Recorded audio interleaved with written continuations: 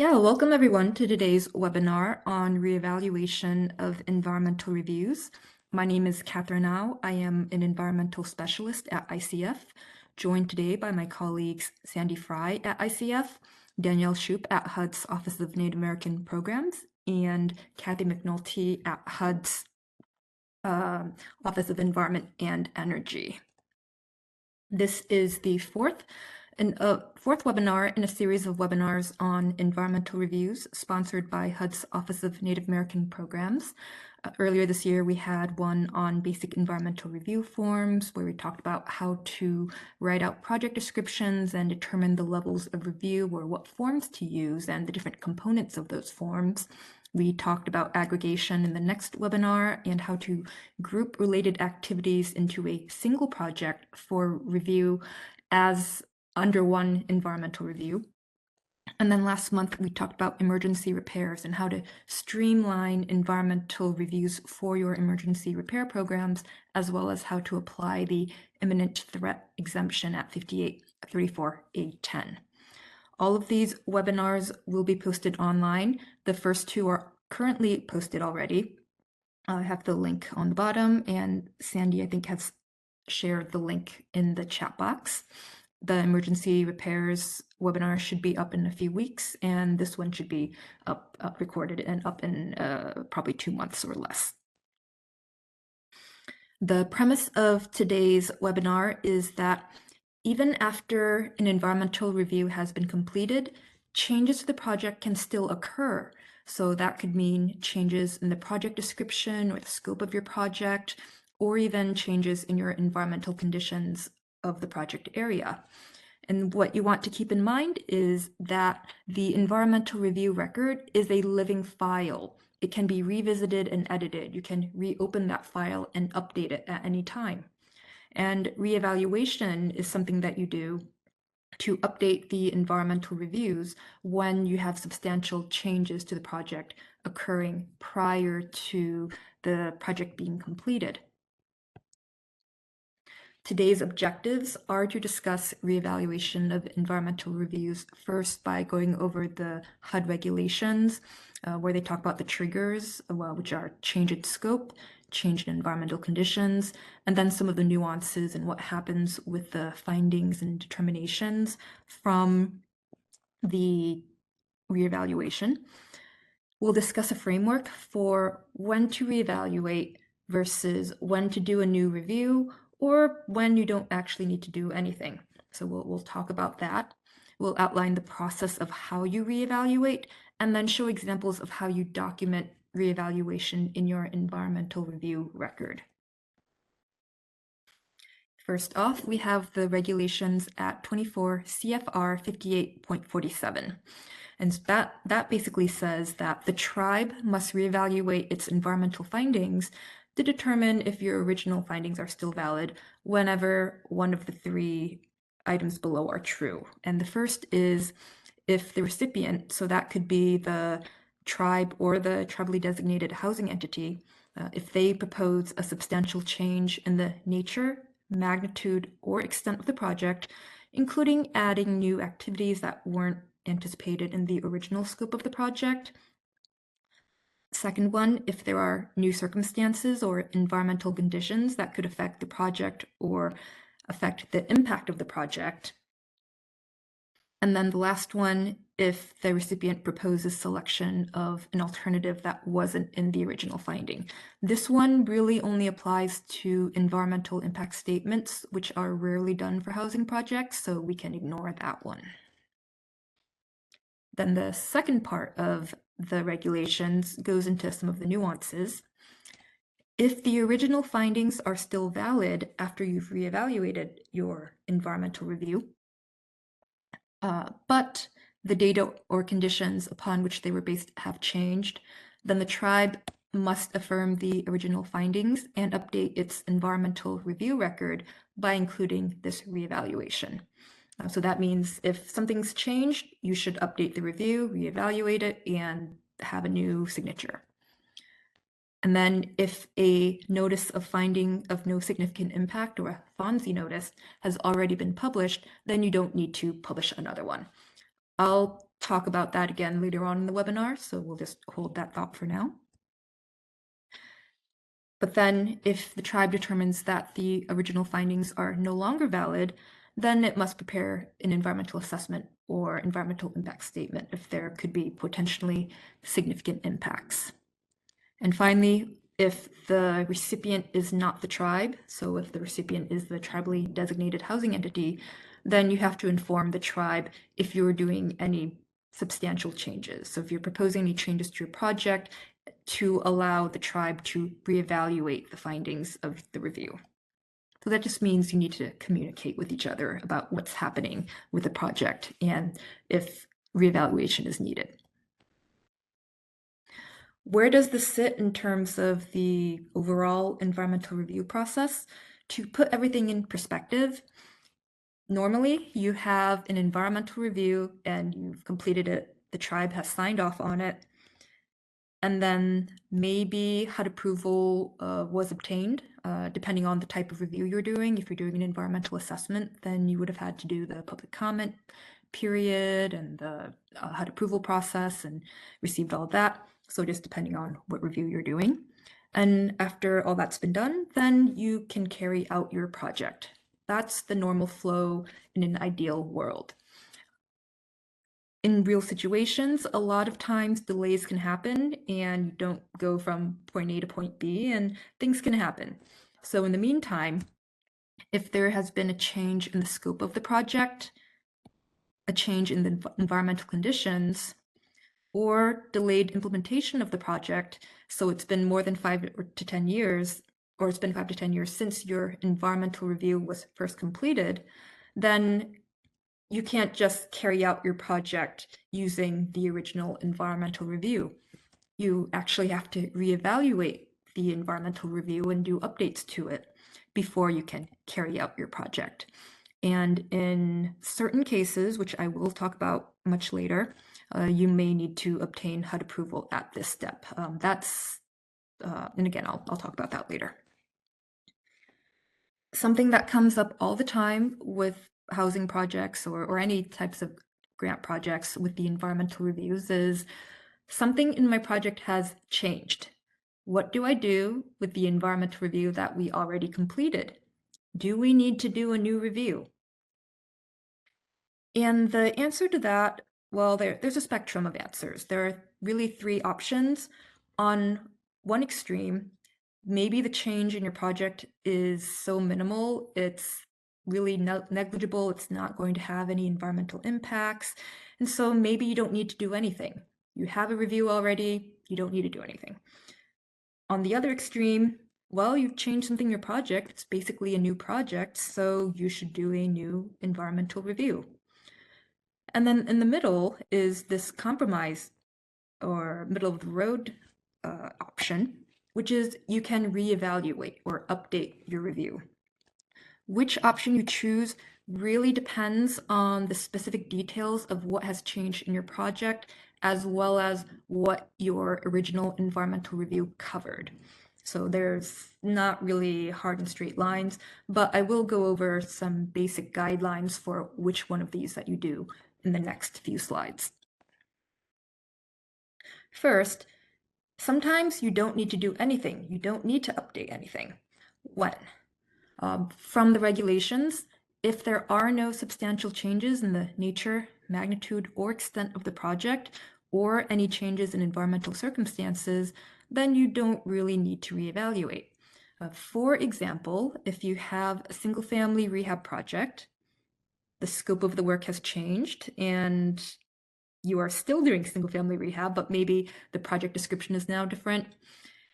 If the original review identified no concerns such as endangered species, contamination, historic properties, or noise impacts, then it doesn't matter even if you did change the scope of work. The review is generally good for 5 years, so don't sweat over small changes. You know, if you're going from flooring to adding in the basement, building out the basement, or adding in solar panels. It's all single family rehab. And if there were no endangered species at all in the area or the house had no lead-based paint or asbestos, and the house was not a historic property, then you don't really need to update the documentation. So that's really the only time you don't reevaluate. You do reevaluate if any of the following has happened. So if some time has passed between when you completed the review and when the project is implemented, you want to check for a few things. First, has the project been delayed by more than 5 years? Again, HUD environmental reviews are generally valid for 5 years. If you're in the 5 to 10 year range, you might be able to reevaluate, or you might need to do a new environmental review. And we'll talk about that in greater detail on the next slide. If you have changes in the project, such as additional project components, a new ground disturbance, then you would need to reevaluate. Or if you had new environmental discoveries in the project location or next to the project, such as contamination, if there's a new oil spill, or you found out that there's contamination in or near the property, archaeological resources that you didn't know about that you dug into, or even new endangered species that you didn't find in the first review, but then suddenly it's there, then you would need to reevaluate. You wouldn't need to do a new environmental review necessarily. So these are sort of the triggers for when to reevaluate. And then in terms of the time frame, if 5 to 10 years have passed since you completed your environmental review, you can still reevaluate if your project is already in progress but hasn't been completed and your original project description was clear and finite. If any of those are not true, then you would go ahead and do a new environmental review. So if you were doing subdivision development of 20 homes, you're in year 7 and you've done 15 of them, okay, you have 5 more homes, just update the review. You don't need to do a new one. And then the outcome of reevaluation, if your original findings, so your finding of no significant impact, or you're converging to exempt, or staying categorically excluded, not subject to, I'm sorry, categorically excluded, and not needing to do an EA. So if your original findings are still valid, then you don't need to do a new review. And then on the other extreme, you shouldn't reevaluate when you need to actually do a new environmental review. That would be required when the scope has changed so much that the project is basically a new project. For example, you have the same location, but you're really doing a new project. And there is no definition for substantial change versus a new project. So one way of thinking about the logic is if the project changes to the extent that the project should be notified, then it basically is a new project. If what you're building isn't what the public thinks you're building, and the public might get upset about not being notified, then maybe that's a sign that you should do a new environmental review. Or maybe the change in your project is now triggering a higher level of environmental review. So going from a CADEC subject to 58.5 form to an environmental assessment, then you would have to do a new review. Or if you're doing the same project, but in a different location because the first location turned out to not be the best place, then okay, you have to do a new review because you haven't reviewed the location that you now want to build a project in. And then just a caveat, if you're adding new HUD funding sources, then you would just remember to do a CENST review, which is the short form for supplemental assistance, basically adding new funding sources to an existing project. These were all sort of just like general guidelines, but if you have a specific case, you should check with HUD on what to do if you're not sure, because the devil is in the details. So it's hard to say always do this or always do that. You should check with HUD staff on if you're unsure and have a specific case or situation. In summary, for what to do, so when to reevaluate, Sometimes you don't need to do anything.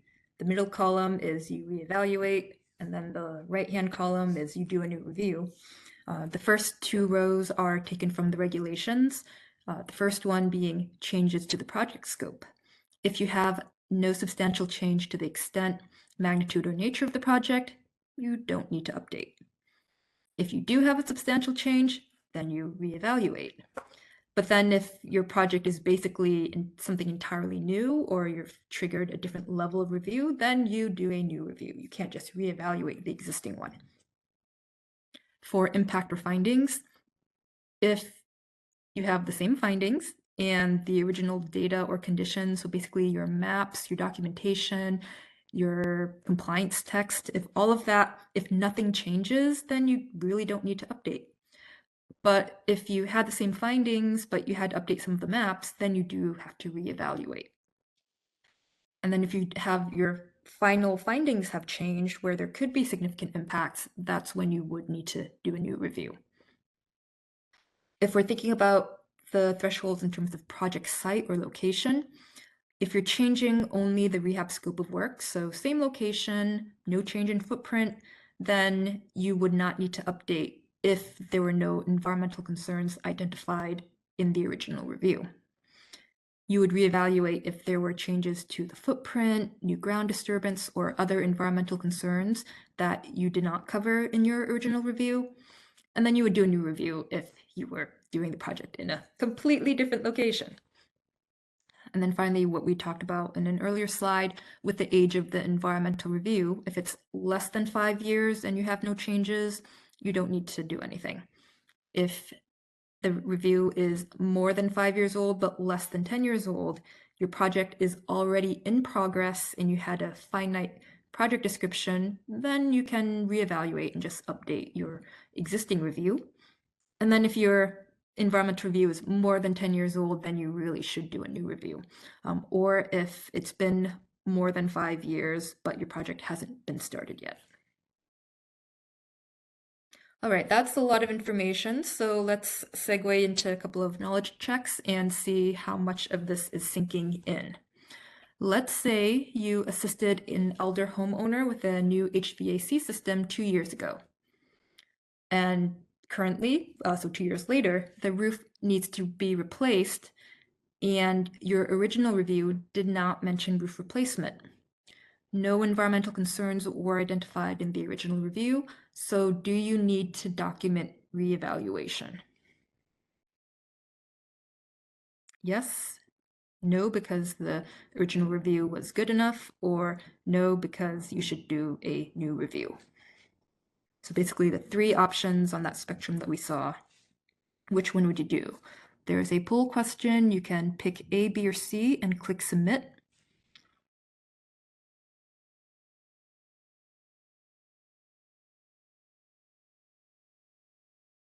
And with reevaluation, a lot of these can be subjective. It's really thinking through and finding what's reasonable and seeing what actually happens.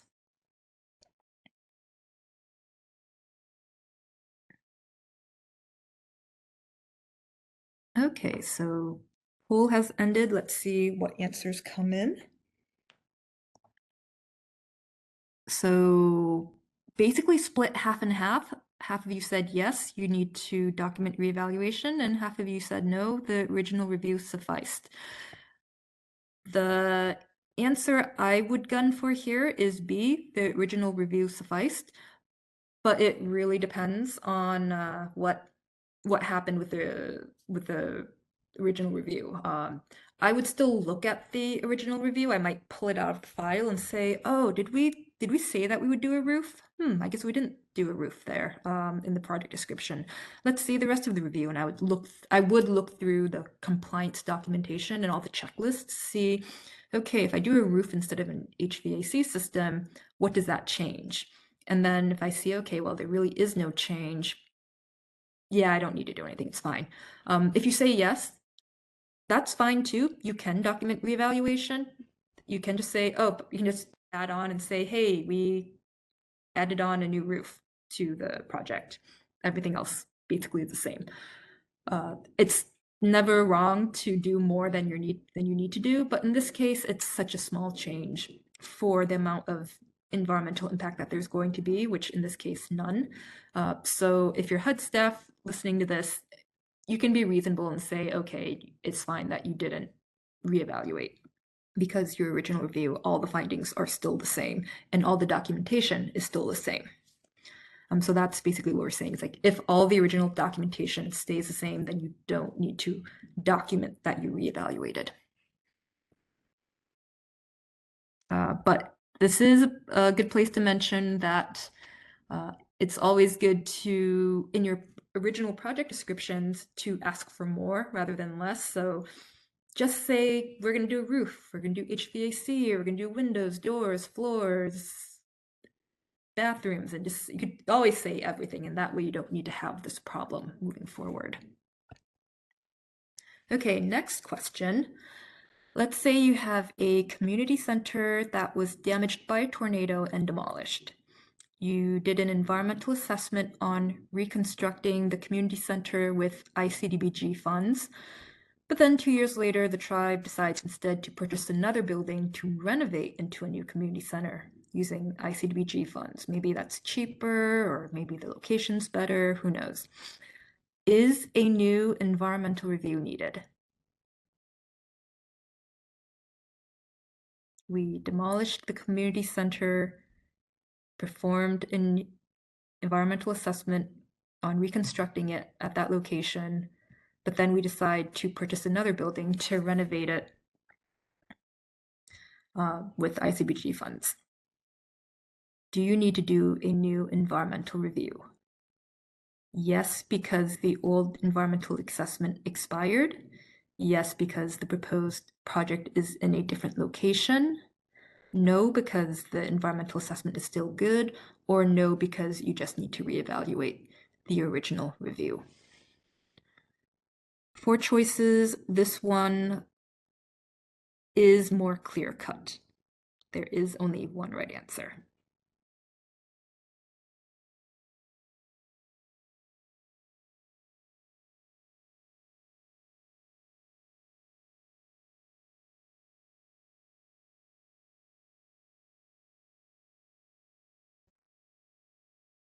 And okay, and actually looks like the ABCDs were different. Yes, the proposed project is in a different location. That is correct. Yeah, most of you got this one right.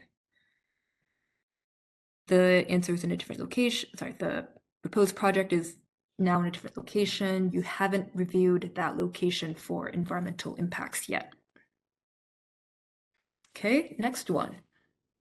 If the community center, so same community center was damaged by a tornado and demolished.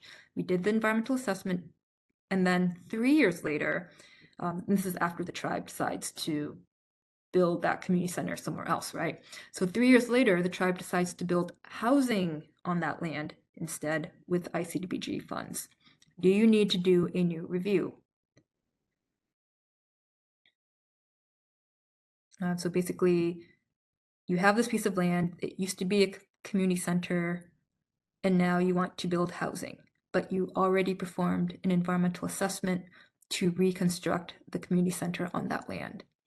So do you need to do a new environmental review? Yes, because the old environmental assessment expired. Yes, because the proposed project is now a different project. No, because the environmental assessment is still good. Or no, you just need to reevaluate the original review.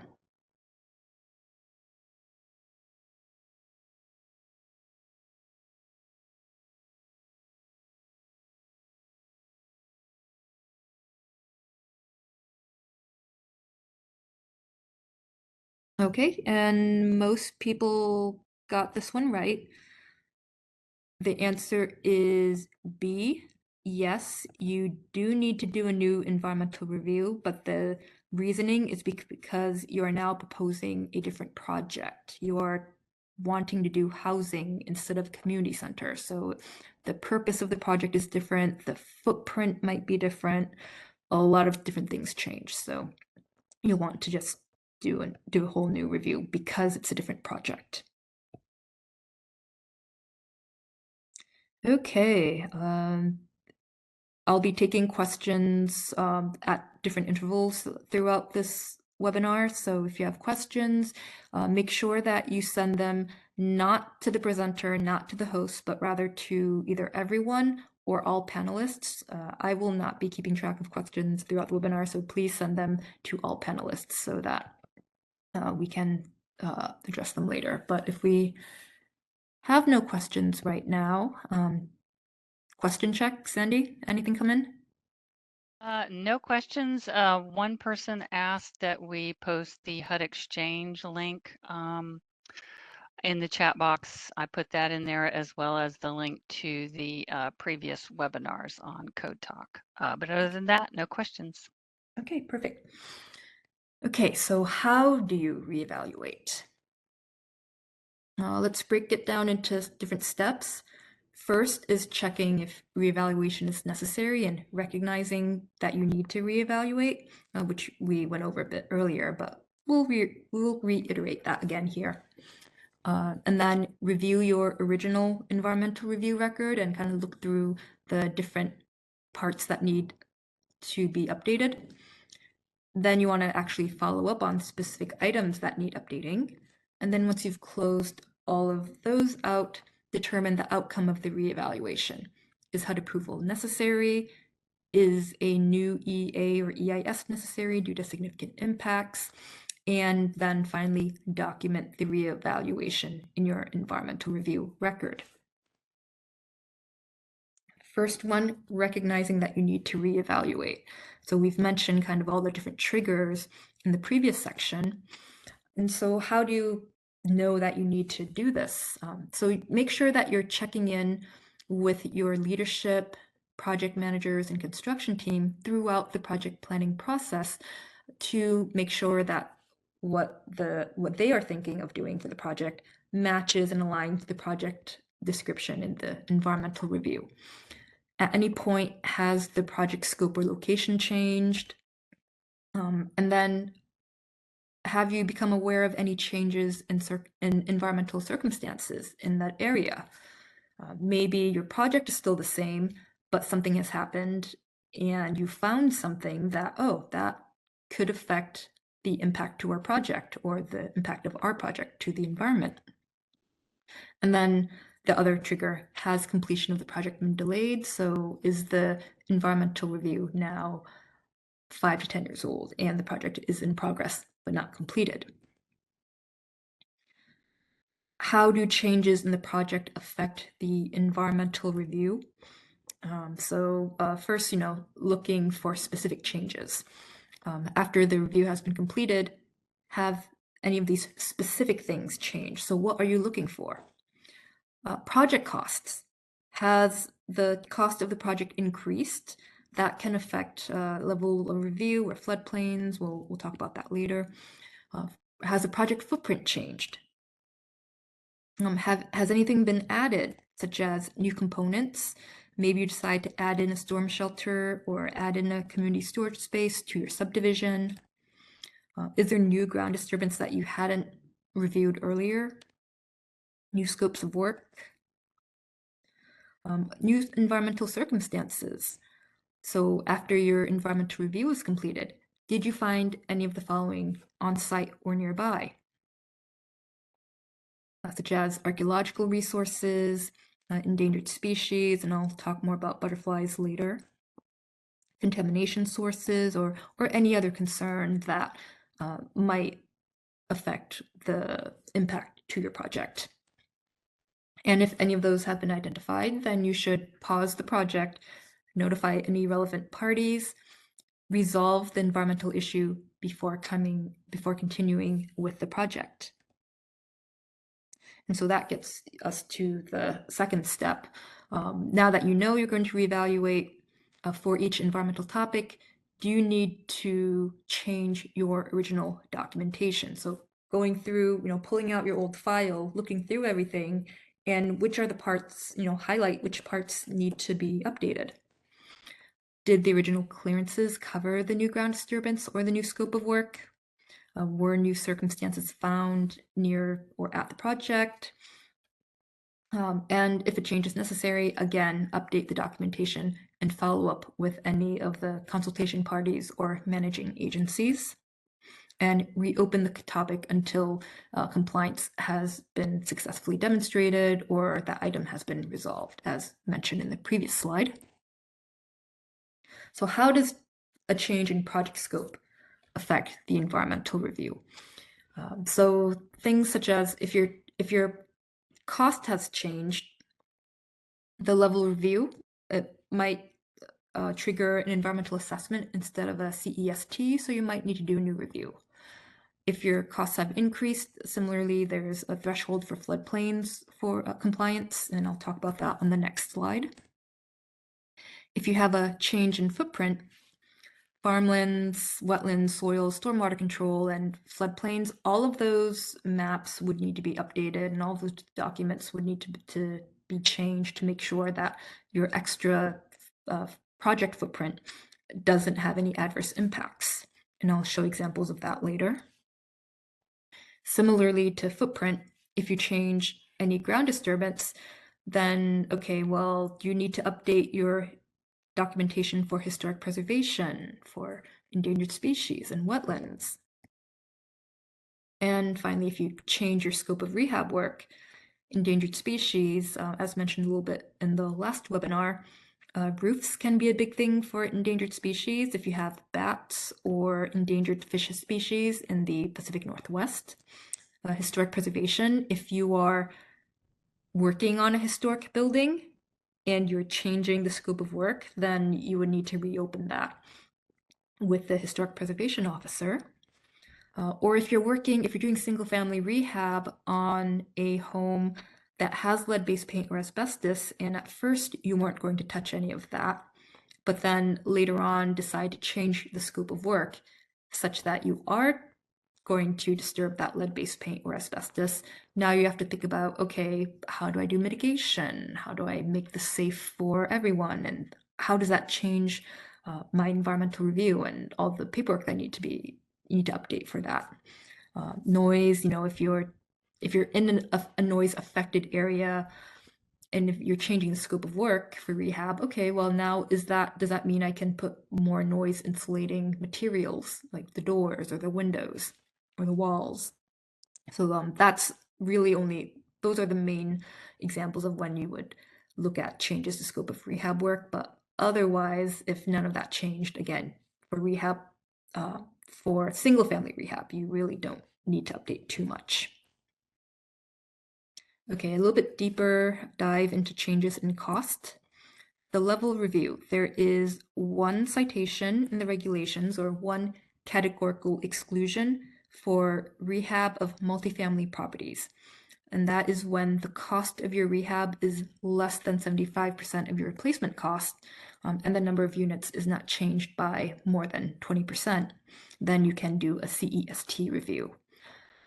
If for whatever reason, after you've completed your review, the cost of the project somehow balloons and gets quite a bit out of hand to be more than 75% of the replacement cost, then you need to do an environmental assessment because you would no longer qualify for that categorical exclusion. This only applies to multifamily rehab projects, so that means a building that has more than 4 units. 8 units, 10 units, apartment buildings, student housing. If you're just doing single family homes or duplexes, triplexes, or quadplexes, this does not apply. You do not need to worry about costs. And then for floodplain management, there are some 8-step or exceptions to the 8-step process when you are doing rehab on a structure within a floodplain. There are 3 exceptions. So you have 5512A3 and A4. Those say that for multifamily or non-residential properties, you can do the 5-step process instead of the 8-step process if you're doing minor repairs and improvements that are not substantial improvements. And the 55B2 is for single family rehab, same thing, minor repairs and improvements less than 50% of the market value. For single family, you don't need to do any floodplain compliance. You don't need to do that 8-step or 5-step process. But if the costs change and exceed that 50%, then those exceptions would no longer apply. And so you would need to reevaluate your review and reopen the floodplain management section to do that 8-step process. Okay, so another knowledge check. Let's say you had planned to rehab an 8-unit apartment building and performed a CEST review on it. The project was delayed for 3 years and now there's widespread mold. The building either needs a gut rehab or demolition reconstruction. So what do you do? Would you do a new CEST review? Would you do an environmental assessment? Or is everything okay? The project is still rehab and the original review is fine? Or would you reevaluate the environmental review?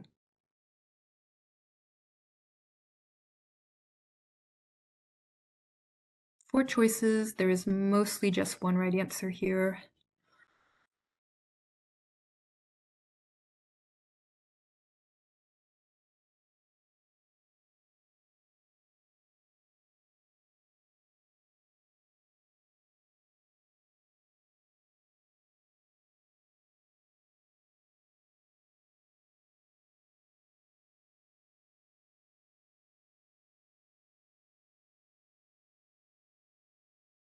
All right, let's see what people said.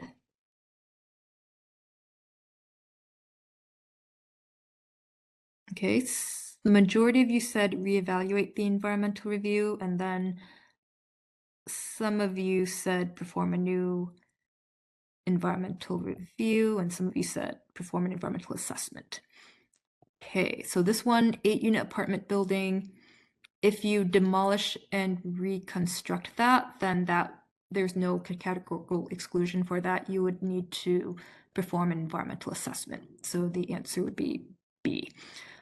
If you do a gut rehab instead of demolition reconstruction, then it would depend on the project costs. If the gut rehab comes under 75%, then you can reevaluate.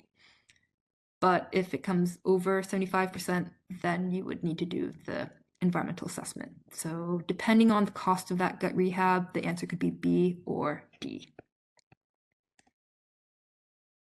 Okay, and then the next one, a tribal elder who purchased a home last year for $80,000 applied for a new roof and siding, which would cost $30,000.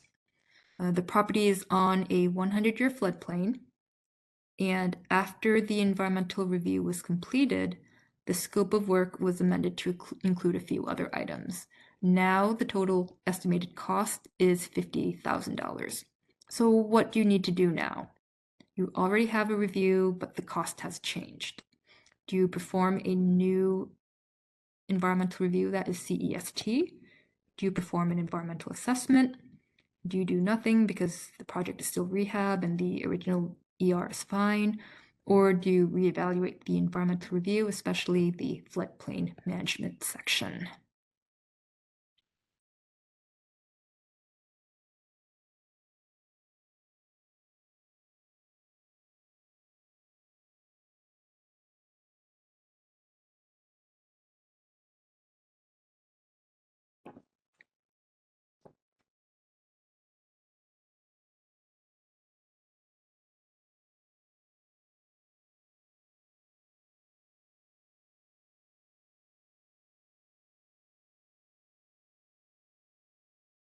Okay, how are we doing here?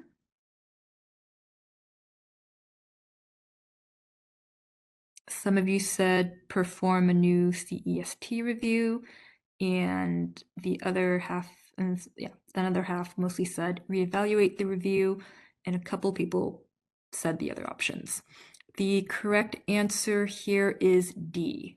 You reevaluate the original review. The 5-step or 8-step process is probably necessary now. So kind of working backwards, if originally the work was less than 50% of the market value, then that is not substantial improvements. So even if the house was on a floodplain, then the 8-step process is not necessary because the work does not qualify as substantial improvements.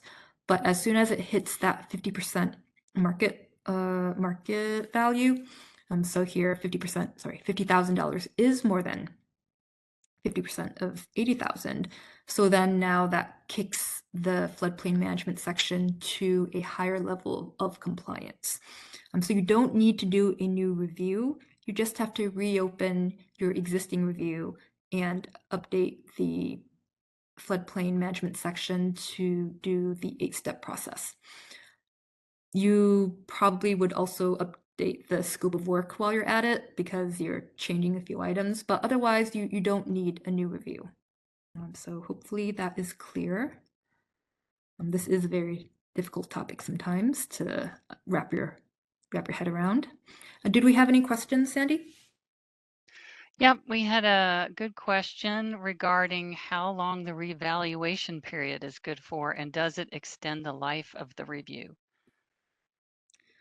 Does extend the life of the review. So let's say you're, oh, interesting. So let's say you're within the original 5 years, it's year 3, you've reevaluated it. Do you get an extra 5 years or do you still have the original 5 years? Danielle, do you have any insights into this, or Kathy? This is Danielle. I'm thinking that it needs to go through kind of the 5-year perspective of when to use that when to extend it. But yeah, I do think that it could extend the environmental review, as Catherine will dive into more.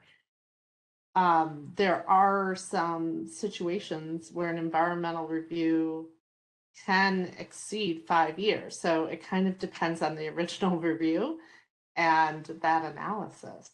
That's a really good question. And Kathy, did you have anything to add? No, thanks. Okay. And We then had a couple Yep. more questions. Actually, I do have one thing to add, is that adding actions and extending a 5-year review so that it starts to extend out to like 15, 20 years is not acceptable.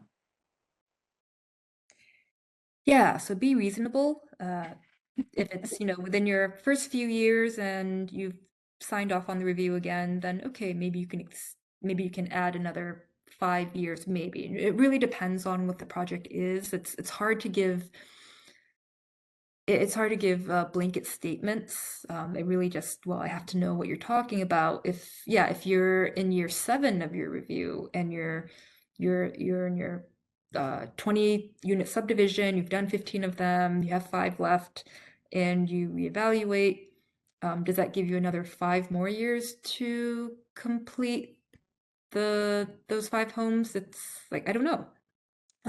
So it really depends on what's going on. And as Kathy was hinting at, you're not just going to reevaluate your review forever and extend it 10, 15, 20 years. At some point, you do need to do a new environmental review because your community would have changed by then. Okay, another good question. What if the project is needing an increase in funding due to increases in material costs? Yep. So as I mentioned with that, yes, actually, did I mention that one? Okay, let me go back to a previous slide. So you're adding a new award. And I'm just gonna backtrack a bit. Okay, so back to this slide. Here, I don't say anything about adding a new funding amount, new grants, but that's a very good question. If you're adding the same grant, then okay, well, you're not changing anything. The real question is this first row, are you changing the project scope? If you are not changing the project scope, you're just adding more money, you're fine. If substantial change is proposed, then you need to reevaluate and you would do a new review if your project is a completely different one. If it's a different grant number or a different grant source, so ICDBG instead of IHBG, then you would add a supplemental assistance CENST review.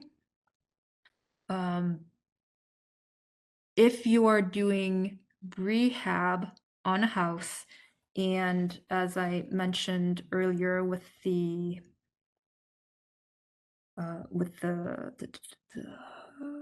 changes in project costs, then what we're looking at, so you're adding money to a project.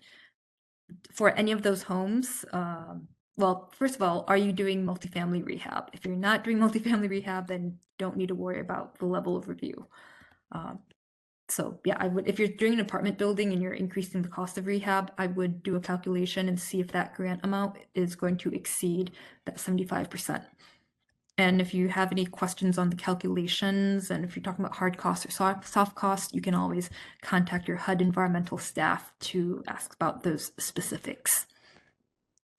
For otherwise, if you're just adding money in, I would still check, okay, were any of the properties in a floodplain? If they weren't in a floodplain, then you don't need to worry about if that triggers any 8-step processes. And so that's kind of covering all the bases with adding a new grant or adding new grant money. In general, just depends if you're not talking about these thresholds, if you're just saying, oh, we're just adding money to a place or whatever the project is, are you changing the project at all? Is that change a substantial change to the project? Is there change in ground disturbance? Things like that. I hope that answers the question. And then we had a couple more. I think what you just went over addressed them, but it was restating why the 50% change in the example that you were showing caused for a reevaluation. And I think again that was the cost that you were just talking about, where now it's greater than 50% of Yeah. the market value that resulted in that having to be reevaluated due to changes in the 8-step process. Yeah. So that one is specific to floodplain management. If you're not in a floodplain, then the cost wouldn't matter. If you're not in an apartment building, the costs don't matter.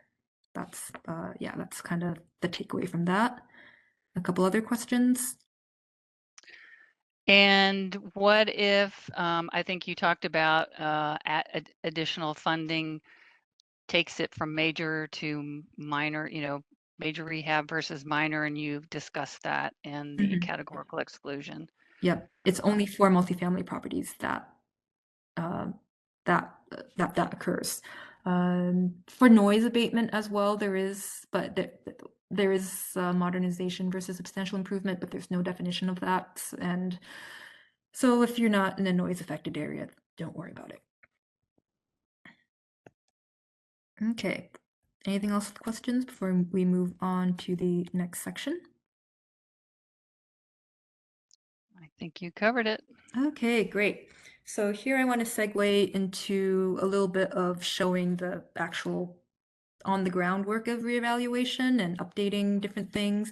I just want to give a call out to NEPA Assist. I have the link pasted here. Hopefully you're already using this tool or a similar EPA tool. It has features that integrate data from different sources and could save you time. So let's say you have a project and it's marked by the pink cross on the screen, and I click on it. So then a pop-up box appears that says project details, and on the left side it says NEPA Assist report. So I click on that, and it generates a report for me that pulls in a lot of information from different parts of the environmental review. And I don't need to be reevaluating. I could just be doing a new environmental review, and this would be actually very helpful. So just to kind of call out to that. So the first couple of things is your project within a half mile of something that has to do with the Clean Air Act? Then further down, are you within a half mile of a wetland? And in this project, yes, you can click on the right-hand side to pull up more maps. On the bottom, it talks about, are you within half mile of different sites that would be reporting to EPA for contamination? And then further down this report, they also have sole source aquifers and historic sites that are listed on the National Register. So this is just a tool that you can use if you're not already using this or something similar.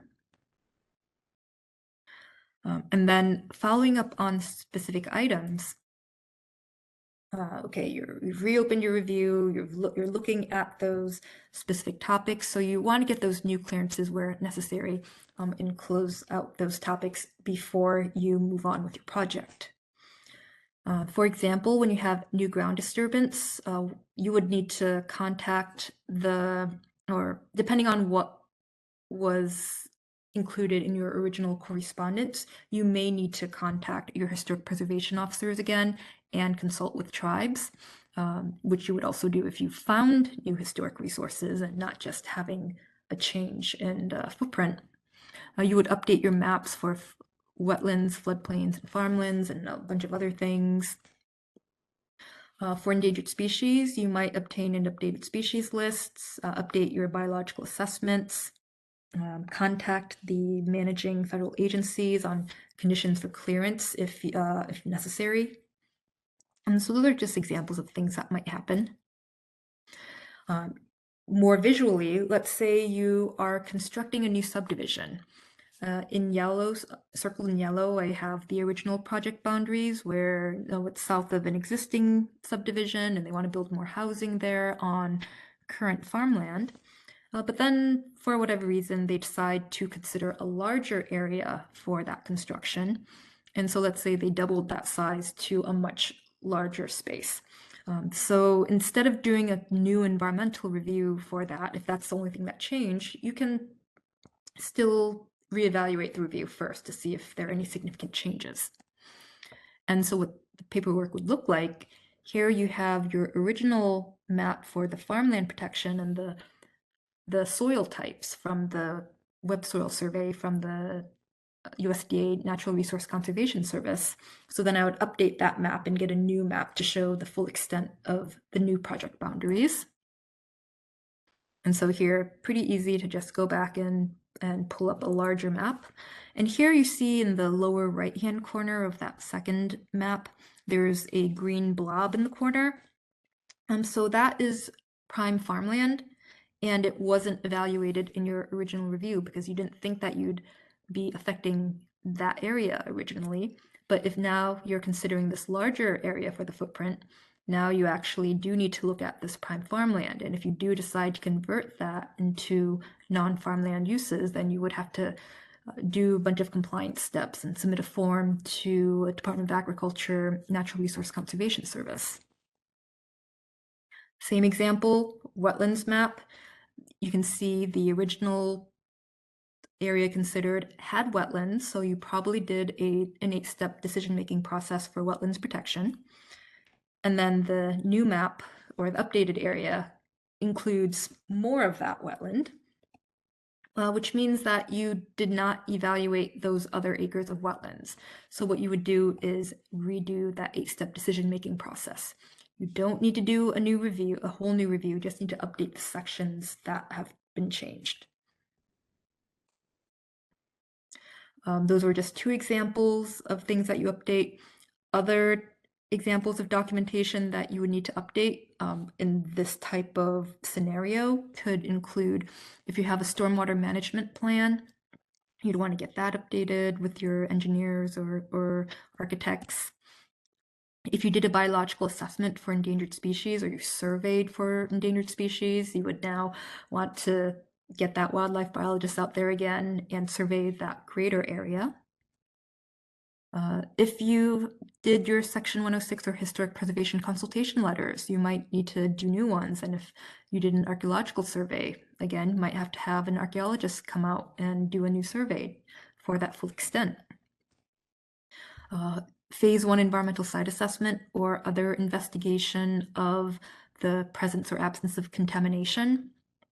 You would have to, get an environmental firm out again and make sure that you update all of that documentation to reflect the new extent of the site plan.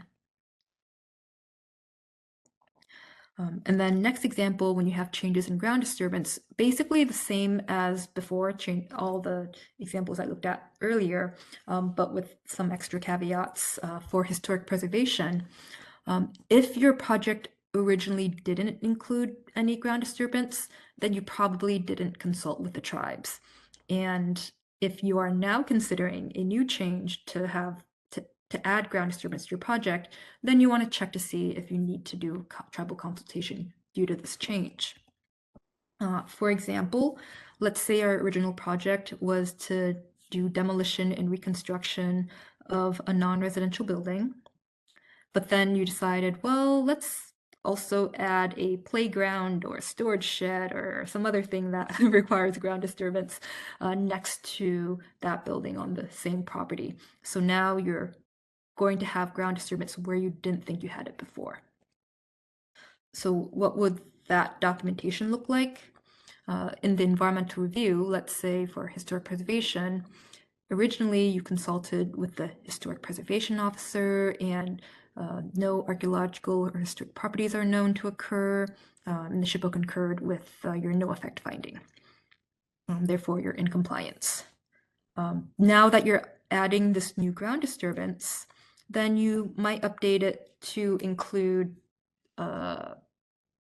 more extensive consultation. So now 3 tribes with expressed interest in the project county were consulted. 2 of them responded and concurred that there were no concerns, and the 3rd one didn't respond after 30 days. See the correspondence. So this is one example of how that might change your documentation in your environmental review. And then when you have project delays, so this is a case where it's been more than 5 years since your environmental review was completed and your project is still in process. For contamination, you want to think about, well, have there been new violations or spill incidents near the project site since the review was completed? And you can do that in NEPA assist. You can also do that look for your leaking underground storage tanks and compare the current lists with the lists that you had in your original documentation and see if there's anything new, see if there's any new violations or any unresolved cases. Another example, updates to endangered species lists. Are there new endangered species in the area? You can use the U.S. Fish and Wildlife Service's Information for Planning and Conservation IPAC tool to generate an updated list. And here you can see a screenshot, for example, ICBG new construction. And it said last updated 7 months ago, so that species list has expired. You can request an updated list and you can click a button and it'll give you the correct species. And for example, here I have a threatened species, a desert tortoise that we did a survey for. And then there's a candidate species. So here's where the butterfly comes in. The monarch butterfly has recently been listed as a candidate species, which doesn't mean anything at the moment. You don't need to look at habitat for monarch butterflies. Your projects do not need to consider monarch butterflies at the moment because they are just a candidate species. If 3 years later, 5 years later, you're reevaluating your review and you update that species list and it comes back and the monarch butterfly becomes listed as an endangered species, a threatened or endangered or a proposed species, now you would actually have to look at your project's impact to that species. And so that's a very real example that could happen to us in the next few years. stay tuned. And so in general, you want to think about, okay, if your project is changing, the scope of work has changed, how does that affect different parts of my environmental review? If I'm changing the routing of infrastructure to a new housing development, is that changing the ground disturbance, the area of ground disturbance, changing the footprint? Is it changing any capacity issues? So thinking about which part of the environmental review would be affected for that. Adding a communal building to a new housing construction project. Okay, you're doing housing construction, you're adding one extra building there. Okay, you might think about design, whether that building makes sense there, the footprint would change. Not too much else besides that. That would be pretty straightforward. If you're changing from new construction of 10 units to 15 units, again, the footprint and the ground disturbance might change.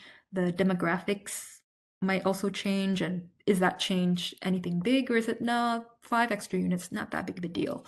Do you have, water supply, wastewater supply, power supply? Do you have all that capacity to absorb that change? So those are the things you want to think about in your environmental reviews.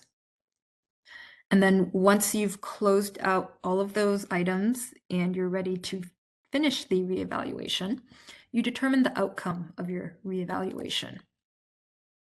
Has the original finding or determination in your existing review changed after you reevaluated your environmental review record? So what does that mean? If you're reevaluating a CEST review, can it still convert to exempt? That's possible when the 58.5 checklists and when those items still do not require any mitigation or compliance measures. If you now need to have mitigation for any of those items, then your project cannot convert to exempt. You would just need to do the public notice, public comment period, and obtain HUD approval in the form of a release of funds. Another question, can your project, if it's CEST, can it stay CEST? If there might be a potentially significant impact, that means that your finding has changed, then you may need to do an environmental assessment or a new review. If your project was an environmental assessment, is your finding still a finding of no significant impact? If it is, great, move on. If there is a significant impact, which is pretty rare, then you would do an environmental impact statement.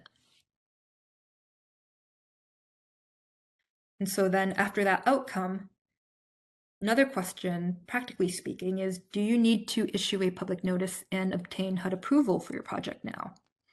And so here's a chart. It might be pretty confusing. You basically want to see what type of review you did. Did you obtain HUD approval originally? And then after reevaluating, do you need to get new HUD approval? And the easier way to think about this is there is only one scenario where you need to get new HUD approval, and that's if your CEST review originally converted to exempt, but now cannot convert to exempt. Then you would have to do the HUD approval process. But for all the other scenarios, environmental assessment, you already had the HUD approval in your original review. You don't need to get it again. If your project converted to exempt and it's still converted to exempt, then you don't need HUD approval. If your CEST project did not convert to exempt originally, then you already obtained HUD approval in the beginning. So this is just sort of a chart to break that down. If you're not in the scenario, if you're not reevaluating, don't worry about it at all. But if you are reevaluating, just kind of see which of these applies to you. And then finally, you've determined your outcomes. Now you just need to document that you reevaluated the environmental review record. What that means is really just maybe adding a memo, including the following items, just a suggestion. There is no format. So maybe, why was reevaluation triggered? Was there a change in the project, or was there a change in the environmental conditions? Just say, okay, we reevaluated this project because X, Y, and Z. What portions of the environmental review record were updated? Were the original compliance determinations still valid? And then just be clear about, okay, did we need a public notice? Was HUD approval needed? And then signature of the preparer and date. You definitely need to attach any new documentation that you've updated, including any correspondence letters or updated maps. Okay, any questions before we show actual examples? Yes, there was somebody who wanted to know if they actually have removed the burying beetle. That is a question on endangered species in Oklahoma or the South, and I do not know that answer. This is Danielle. I just looked this up. So in 2020, it got moved from endangered to threatened. So it is still on the list of threatened species. So that means you still have to be careful of it and not kill it. Okay. Still don't step on it, correct. Yeah. All right, so the rest of the webinar will be just showing you examples of how to document reevaluation. And just kind of the groundwork for this. HUD has no required format or form for documenting this. There's no suggestions. There's a screen in Heroes, which I'll show you, but there has been no guidance on how to do this. So basically, you have to make it up yourself and be clear that you reevaluated the environmental review record and how. Be clear about whether any of your findings or determinations changed. There is no one correct way of doing this. Use common sense, and if you're a HUD staff, then you want to be reasonable. Even if they're missing a couple of things, if it's clear what they did and it's clear that no environmental impacts resulted, then you can just be reasonable and not be too nitpicky about exactly what they put in the reevaluation, because there is no required format. Here's a bare minimum one that I tacked on. So let's say it's reevaluation of the environmental review for rehab of 123 Main Street. In October 2022, the scope of work changed to include the installation of storm shelter in the backyard. The original findings are still valid. We updated some of the maps, but no changes to the compliance determinations were necessary. See new attachments, signed and dated. And then you tack this on to your environmental review file. So this is pretty rudimentary, but this is good. Like, it's very clear why you reevaluated, because you changed the scope of work. The findings are still valid. They updated some maps, and your outcome is clear that you didn't change any of the findings. Next is an example of what this looks like in the HUD Environmental Review online system. Even if you're not using Heroes, just seeing the screen can kind of give you an idea of the level of detail that HUD expects or doesn't expect, or what guidance HUD is giving everyone else in the country. And basically it lists different triggers for reevaluation that are listed in the regulations. And then at the bottom it asks, are the original findings still valid? Yes or no. That's the top half of the screen. The bottom half of the screen asks you to provide a statement or attach a memo documenting your compliance. And here I've just pasted the statement into the screen. Same thing in October 2022, scope of work changed, original findings are still valid, see new attachments, and then I attached the new maps into using the upload button. And so pretty basic, not a lot of guidance there. Here's another example, just to show you more examples. Reevaluation of environmental review record for subdivision construction project. In September 2022, the scope of work changed. The infrastructure lines will be extended by a quarter mile from east of the site to connect to the project. The project footprint has thus changed, and so the following sections were updated. flood insurance, contamination, Endangered Species Act, and so on. See the new checklists as well as the updated supporting documentation. The result of the reevaluation is still a finding of no significant impact.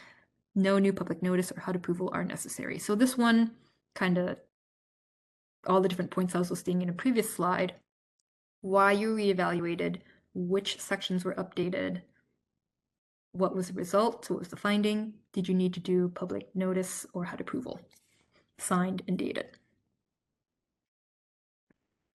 And then here, let's say this is your original review, just a snippet of it, where the farmlands protection, floodplain management, and historic preservation, this is the original.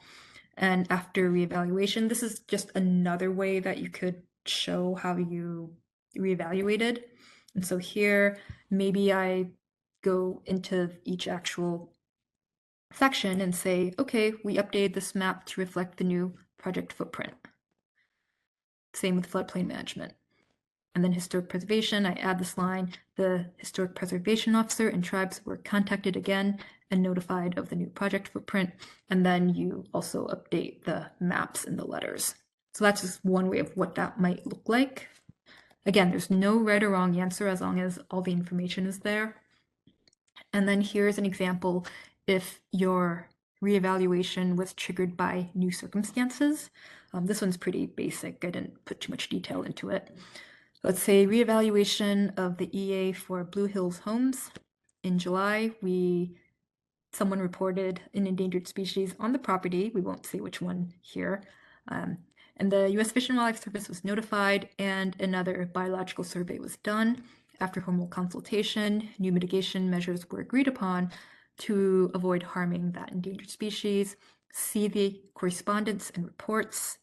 This is still a FONSI.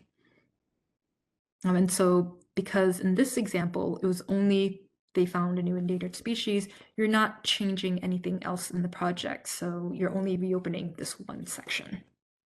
And then you would just see what those attached correspondence and letters say. So in summary, when you complete an environmental review, the reality is a lot of folks aren't able to just do the project immediately after you finish the review. Delays can occur. And during those delays, the project might change or the environmental conditions can change.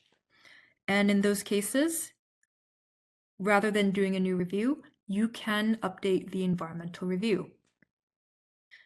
And so today we did a lot of discussion over when you don't need to update the review, when you do need to reevaluate the review, and when you do a new review. So hopefully that's a little bit more clear in your mind about when to do which item. And again, there's that chart that I have on one of those slides showing you earlier. But if you're still not sure, it's always a good idea to check with HUD staff on your specific cases. And then the very last thing, document that you reevaluated and how to do that. No one way or right way or wrong way, but just make sure that it's clear how you did that. And yeah, we can take more questions. And if you have further questions in the future, you can always contact HUD staff, either Office of Native American Programs, your grant specialists, or the Office of Environment and Energy, or your field environmental officers. That's linked through the HUD Exchange. So did we have any further questions? Catherine, I think there was one question earlier that apparently there's still some confusion on the one slide, the floodplain slide, when you had the change in the cost from 50,000. Why did that change in the cost, change it from minor to substantial rehab? Seems to be that's still not clear. Okay, yeah, so let me, wait, no, that's not it. Let me pull up, I should pull up the regulation. Okay, that was, I think, slide 27. Okay. Yep, so the market value part. So let me. Okay. So I will just show you guys the 5512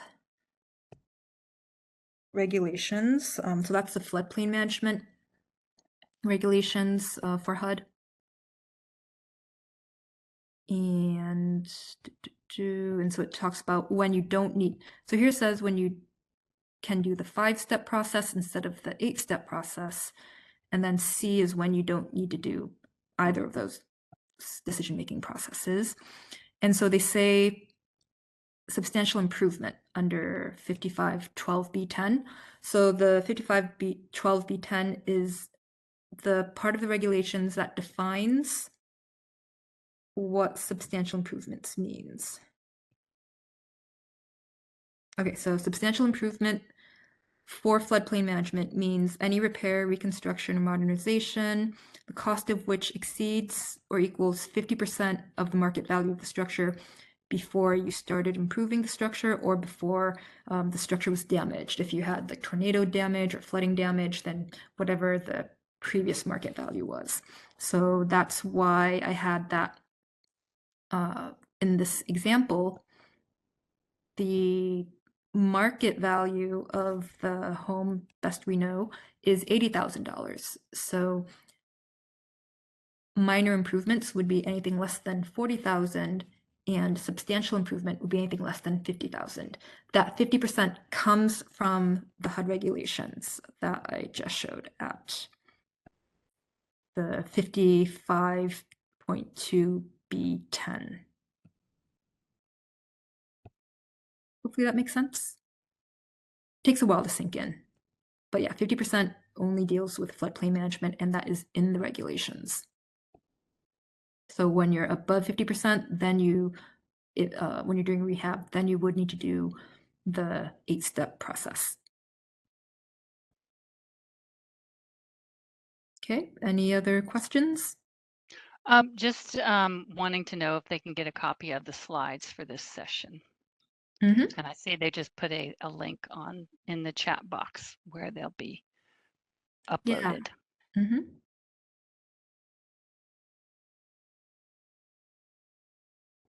Okay, great. Well, thank you everyone for attending today's webinar. Hope it's been useful and helpful, and feel free to, again, reach out to your HUD staff. And if in the next few days, any of you have specific questions that you want to run by us, Sandy, if you could paste your email and my email into the chat box, feel free to reach out in the next week or so for any specific questions.